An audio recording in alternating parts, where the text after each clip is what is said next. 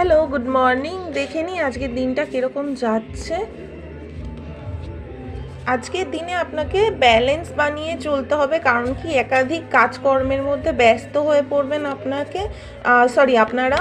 তো আপনাকে একটুখানি ব্যালেন্স করে চলতে হবে। আপনারা কিন্তু আজকে আনন্দ, এনজয় এগুলো করতে পারবেন বন্ধুদের সাথে মিলে।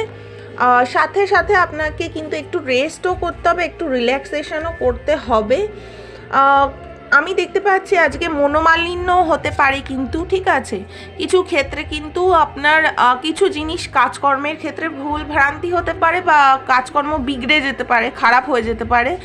তো সেই ব্যাপারে একটু সাবধান। বাট সবাই মিলে যদি আপনারা কাজটা করার চেষ্টা করেন, ঠিক করার চেষ্টা করেন, তাহলে সেটা আবার ঠিক হয়ে যাবে।